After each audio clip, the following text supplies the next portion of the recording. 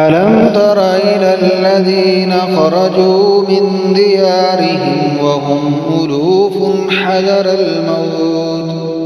فقال لهم الله موتوا ثم أحياهم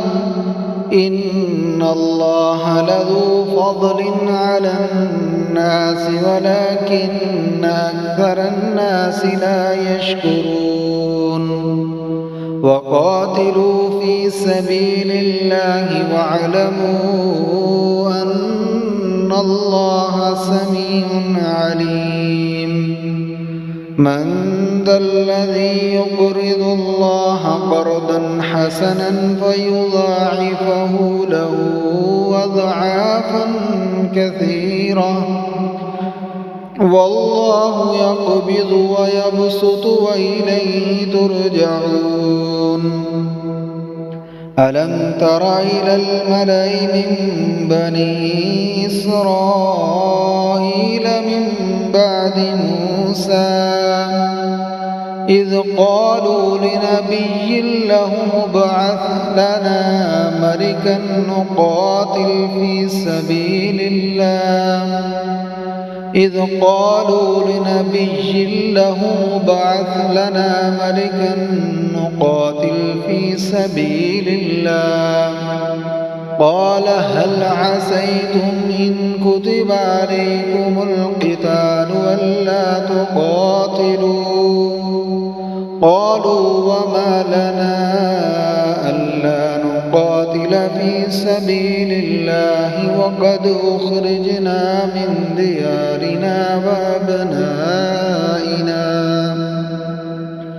فلما كتب عليهم القتال تولوا إلا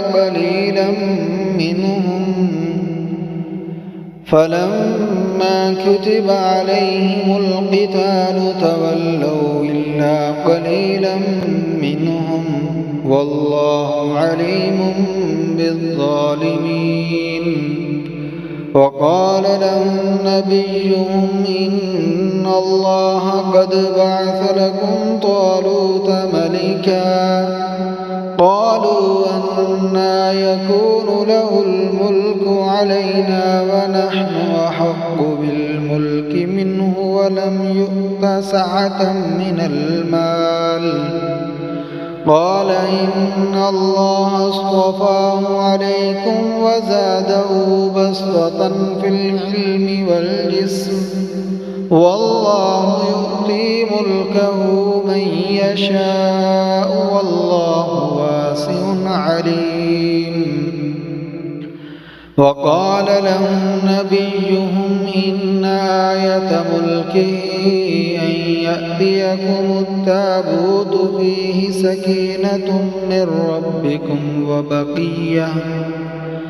ربكم وبقية مما ترك آل موسى وآل هارون تحمله الملائكة إن في ذلك لآية لكم إن كنتم مؤمنين فلما فصل طالوت بالجنود قال إن الله مبتليكم بنهر فمن شرب منه فليس مني ومن لم يطعمه فإنه مني إلا من اغترف غرفة بيده فشربوا منه إلا قليلا منهم فلما جاوزه هو والذين آمنوا معه قالوا لا طاقة لنا اليوم بجالوت وجنوده قال الذين يظنون أنهم ملاقو الله كم من فئة قليلة غلبت فئة كثيرة بإذن الله والله مع الصابرين ولما برزوا لجالوت وجنوده قالوا ربنا أفرغ علينا صبرا وثبت أقدامنا وانصرنا على القوم الكافرين فهزموهم بإذن الله وقتل داود جالوت وآتاه الله الملك والحكمة وعلمه مما يشاء ولولا دفع الله الناس بعضهم ببعض لفسدت الأرض